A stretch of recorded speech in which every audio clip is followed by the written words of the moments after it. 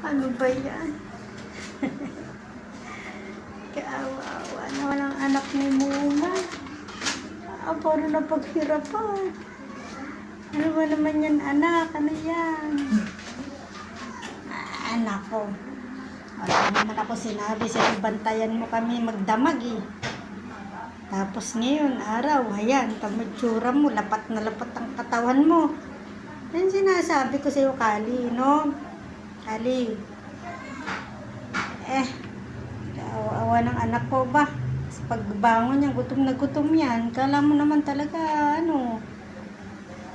problema ko dito yung ipasasahod ko buwan-buwan kasi mga lodi.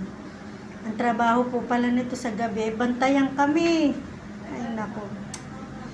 Sobrang nakakatuwa lang pala talagang may pusa.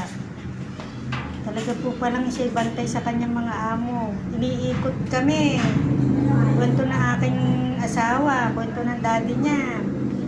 Huling-huli daw yan. Lalapit sa daddy, lalapit sa muma, lalapit sa kuya Kola. Aba! Kaya pala pagdating ng araw, tulog siya, mga lodi. Ay, naku.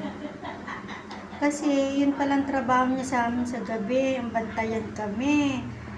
Tingnan nyo po, kahit nagsasalita ako, kahit nagbububunga nga ako, ayan, wala siyang imik. Talagang lagay na lagay ang kanyang katawan. Tulog na tulog. Talaga, mga lodi, oh.